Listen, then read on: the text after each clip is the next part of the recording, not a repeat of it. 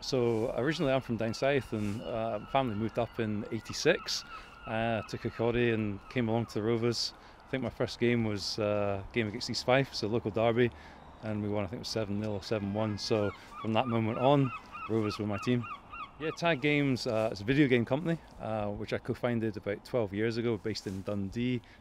We primarily make games for mobile phones and for tablet devices, so we'll work with the likes of Rovio and Angry Birds games, Electronic Arts, Ubisoft, so the big games companies.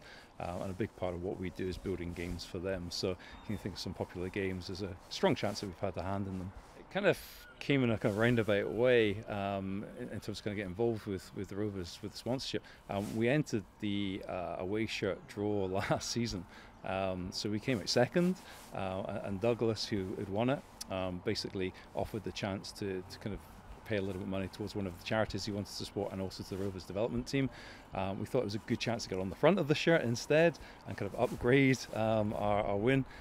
So we decided to do that, which is great. So we got front of the shirt last year, got involved a little bit with the design of the shirt, but it was quite late in the day, so there wasn't really an opportunity to kind of do too much with the shirt.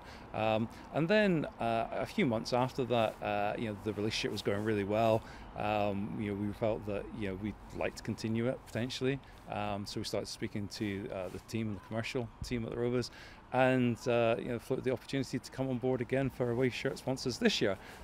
So delighted to do that, and we had a decent hand in terms of designing the shirt for this year as well, which seems to have been well received, which is great. So yeah, the relationship's going really well. It's obviously a small community club, and it's great just to kind of give something back. It's great for us in terms of PR and exposure.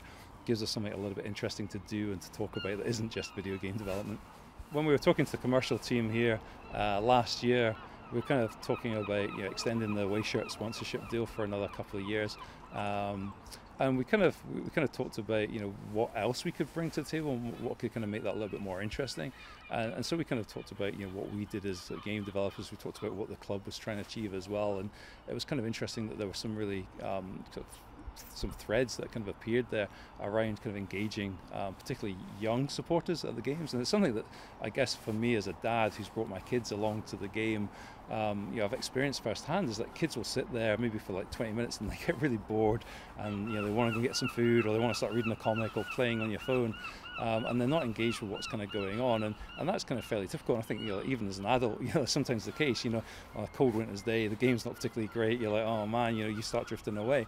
So thinking, what could you do that kind of engages fans like on match day and makes it more entertaining, more interesting for them, but also like beyond that, how could you engage with fans during the week? We had the website, we've got Wraith TV and stuff, that's fantastic, but there wasn't more we could do, and games are really good in terms of their stickiness. They're really good at engaging with people, and that's why a lot of TV shows and films have a game alongside them, because it keeps the kind of the brand or the content in people's minds long after the TV show's been on.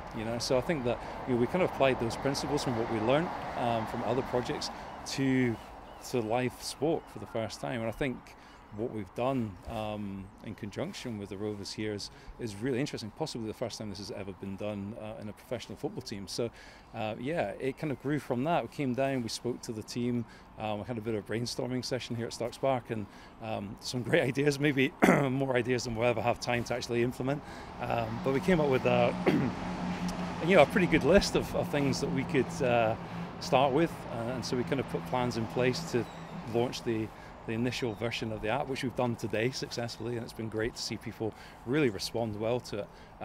So yes, I think there's a few more ideas there that we can add to the app going forward, but it's kind of born and really to kind of engage people more at the games, and then obviously outside of the weekends. So you've got the app that's in your pocket, you can play it any time. Just keeps the Rovers in people's minds, and hopefully we'll put some more bums on seats here. Okay, so the app's kind of interesting. I think when we came down and started speaking to people here at the club, we really kind of made the point that a game is quite different to an app, and a lot of the information that you'd have in a traditional football team app is already on the website, it's already on Twitter, it's available during other channels, so we don't really kind of want to just recreate what's already there. So very important we had a game element to it, and obviously something the games do really well is they can be played at any time, anywhere, it's in your pocket. So a big part of this is the shoot you in the penalty kick kind of app, so it's pretty great. Obviously You play as Rory, the mascot, and you're trying to score as many goals as possible. Pretty gutted that my high score from Thursday night's already been beaten, but it's great to see that people are already being really competitive with that, and I think there's some nice little additions we can make to that kind of going forward as well. So the kind of game, it's kind of fun, it's arcadey, appeals to all ages, so you don't even have to like games to kind of be able to play it. It's super simple. You just swipe the ball, and the ball follows the path that you swiped, and hopefully you score a goal past another mascot that's in goal, who will remain nameless, but it's fairly similar to a mascot that we all know and love quite close to Kokori here. So the game's pretty cool. Alongside that, the other part that's really exciting is the match day element, and the majority of the match day element actually takes place in real time. It's only available during the game. We have a check-in feature, so we know that you're actually at Starks Park. We know you've checked in, so that we can award you a digital badge or a trophy, which is kind of cool. So basically, we'll be able to see over a season, who's done what, who's won different competitions that are running, who's attended the most matches and things like that. So that's a really nice competitive element where you can kind of show off. And I'm sure at the end of the season there'll be a special prize for the Uber fan that's done the most things or had the most success in the app. So that's pretty cool.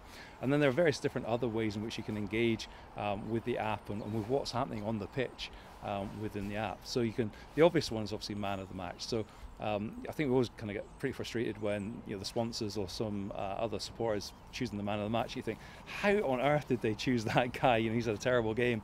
Well, now it's democratic. Everyone can choose who they think is the man of the match, and that's reflected. You'll be able to go into the app and see who's voted for which players. Today it was kind of interesting that Nisbet won and got 41% of the votes, which is huge. So I think generally if you score more than one goal, you've got a really good chance of being man of the match. But we're going to be able to look at that data and understand kind of what supporters like, what they're voting for, what they're not voting for. That could be really interesting, I think, kind of going forward as well. You can predict the next substitution. You can predict the attendance, which is one that I'm particularly keen on, because I think everyone kind of gets pretty anal about that, and it's always a bone of contention on the forums that the attendance isn't right, and all the rest of it. Now you can actually predict that yourself and see how close you get. I think today I was only 5 or 6 away from that, so pretty good. But I didn't win a trophy, unfortunately, because there were others that were closer. So that's really cool. So I think we're going to obviously look at expanding that and seeing what else is going to work. And like I said, because we get all of the data from this, we're understanding exactly how people are engaging with the app, what they like, what they don't like. We'll be able to tailor it kind of going forward as well. So the team were here today from TAG, taking notes throughout the game, watching the way in which people are interacting with it. Got a couple of small bugs to fix, but we've got some really great suggestions from other supporters that kind of came to us during the game and afterwards and just said, this could be a really great idea. Could you consider this? Or, this didn't work so well. But we'll see. If it turns out that everyone's using man of the match, but no one's using the substitution predictor, then we'll probably ditch the substitution predictor and find something else more interesting to put in that place. Maybe the manager might want to use the substitution predictor, and maybe the crowd could choose the subs. That could be kind of interesting. But again, I don't think anyone's done this before, so we're really breaking new ground, which is really exciting for the club. It's really exciting for us as a company as well.